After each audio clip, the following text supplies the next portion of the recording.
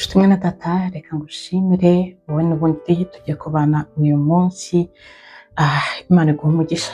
Nyuma y'ikiganiro nashyizeho cy'ubushize cyagiyeho ku cyumweru, ku wa mbere buri buke, ariko ku wa kabiri mu masaha nagombaga kubyuka ngo nsenge saa 9 z'ijoro, nicuye mbese meze nk'uwarotaga niba ariko nabyita, mpawe Abafilipi igice cya 3.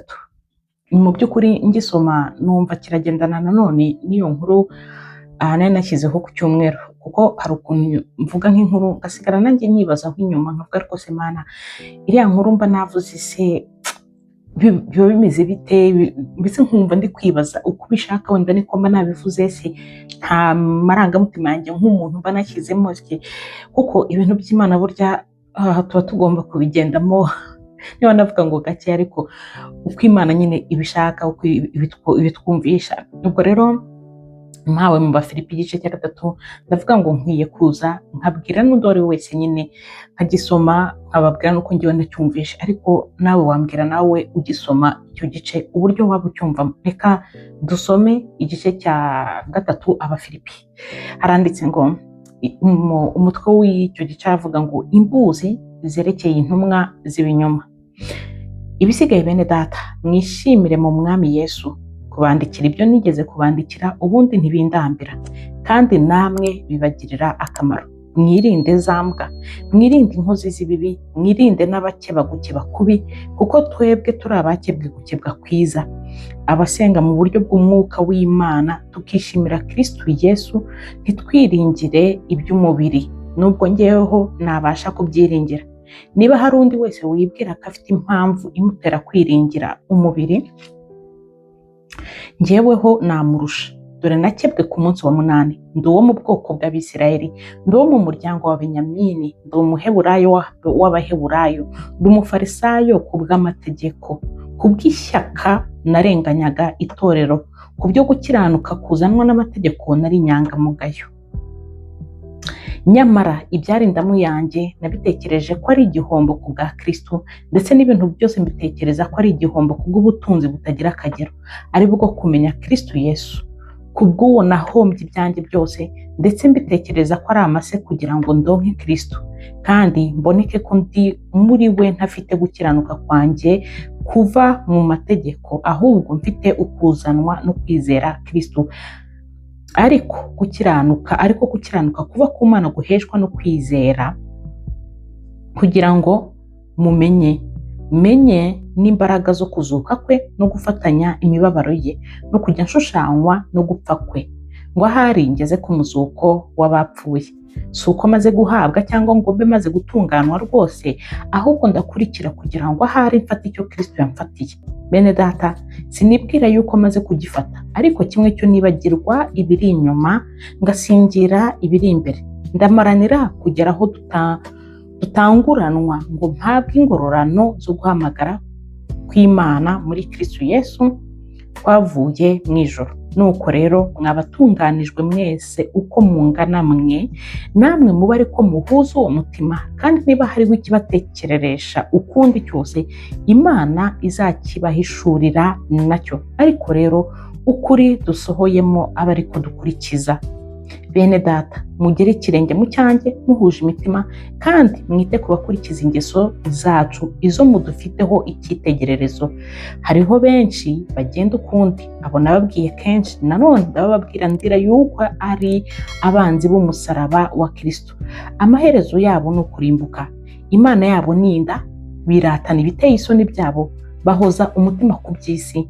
Naho twebweho iwacu ni mu ijuru, niho dutegereje umukiza ko azava, ari we Mwami Yesu Kristo, uzahindura uyu mubiri wo gucishwa bugufi kwacu, akawushushanya n'umubiri w'ubwiza bwe, kuko afite imbaraga zo kumubashisha kwigandurira byose. Amen.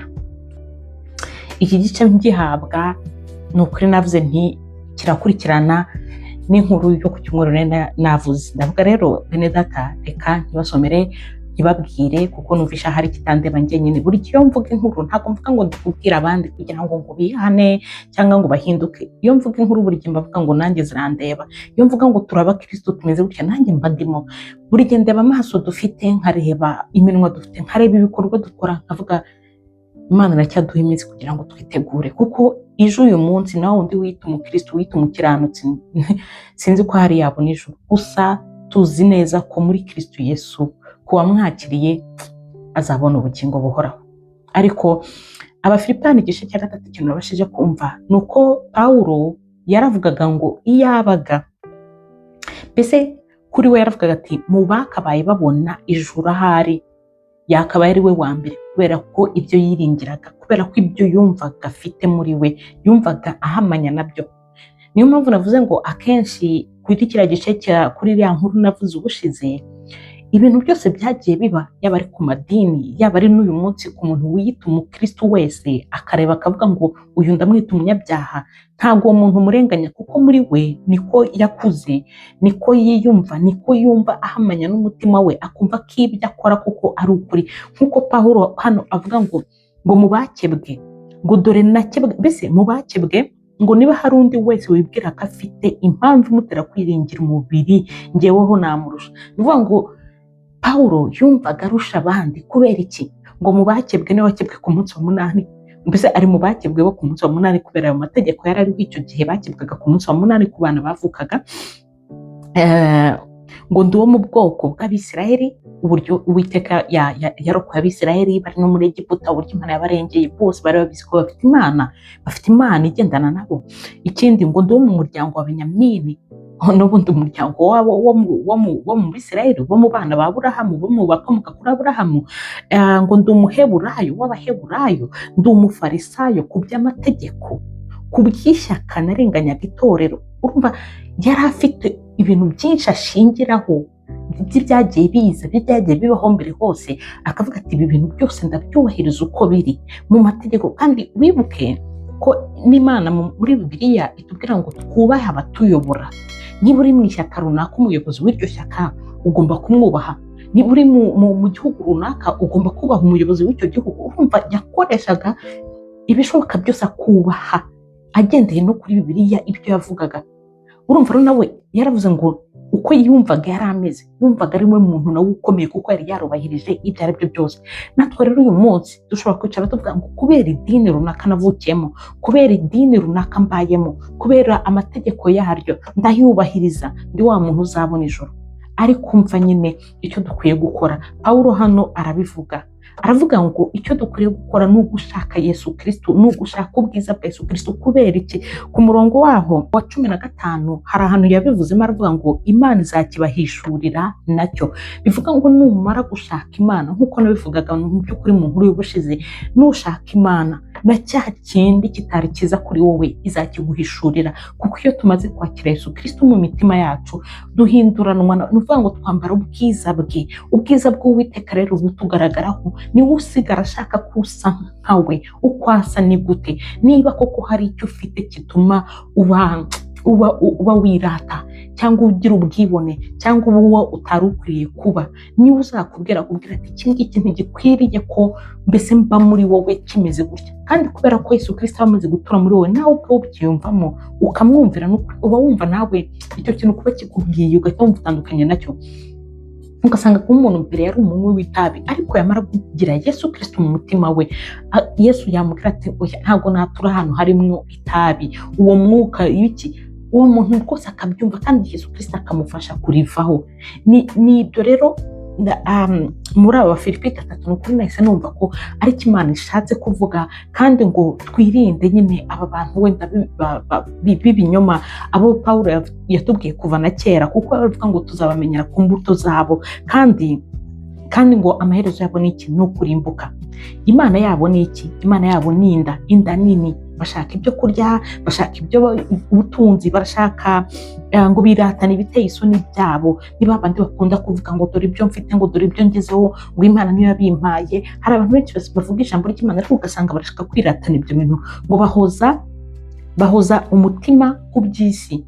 Mu by'ukuri ku by'isi, iyo Uwiteka ari kuvuga iki kintu cyangwa intumwa z'Uwiteka zagiye zivuga ibi bintu abantu bahoza amaso ku by'isi, tujye dutekereza iby'isi duhoza amaso, duhanga amaso biturutisha Uwiteka ni ibihe?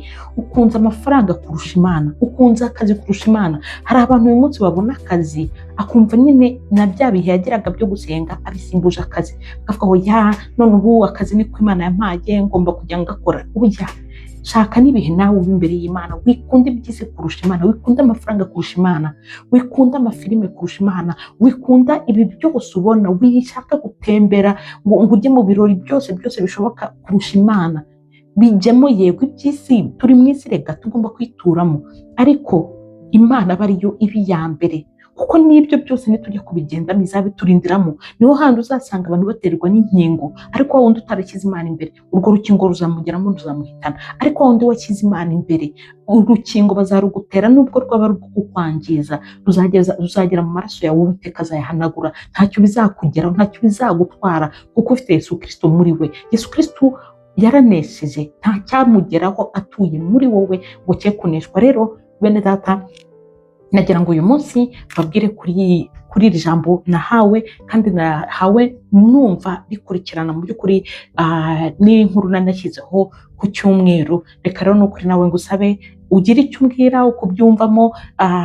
Bisomye nihuse, ni igice nyine cyumvikana kinini, ariko mu by'ukuri ucyumvisha uwo ari wese wagisoma wakumva icyo Uwiteka ashaka kuvuga. Reka rero mvuge ngo uko nahawe iyi Abafilipi 3 ngo nyisome, nawe wumve ko ari iyawe. Uyisome witonze, uyitekerezeho, kandi uyitekerezeho wumva ko ari wowe ubwirwa. Ngo Pawulo yaravugaga ngo numvaga nanjye ari umuntu wa mbere wakabaye njya mu ijuru. Nawe rero uyisome wumva ngo uribwira ko uri umuntu wa mbere wakabaye ujya mu ijuru kubera ikintu runaka, kuko ubona ko hari uko utandukanye n'abandi, ukabona ko hari ibyo wubahiriza kurusha abandi, ukabona ko hari ukomeye mu Mana kurusha abandi. Ariko wumve ngo ntabwo ariko bimeze. Imana yonyine niyo yonyine yaduha kugera mu bwami bw'ijuru. Twe kwishingikiriza ku byo tubona cyangwa ku byo dukora cyangwa ku bo turi bo, ahubwo twumve ko kwakira Yesu Kristo agatura mu mitima yacu, icyo cyonyine aricyo kizatugeza mu bwami bw'ijuru. Rero mwene data, reka ngusabe ukoreshe kuri iyi nkuru, kuko hari undi wayigezaho nawe ikaba yamugirira umumaro. Kandi reka ngusabe wandike muri komenti ngo Mana, maguhishurirwa ubwiza bwawe, kukugira mu mutima wanjye, kugira ngo kuko ibyo twatuze akanwa kacu, ibyo twandika tuba turi kubihamya mu izina rya Yesu Kristo. Buryo dufite ubutwari, ntabwo tuvuga izina rya Yesu Kristo duhendahenda, tuba dutegeka kuko turi mu butegetsi nawe. Rero byandike kugira ngo bikugereho, bikugirirweho, ubivuge, ubyatuze akanwa kawe. Rero Imana ibahe umugisha, we twabanye. Ngaho reka ngo ngusabe ukore na subscribe niba utarayikora. Nkomeje no gushimira na buri wese wakoze subscribe. Imana iduhane umugisha.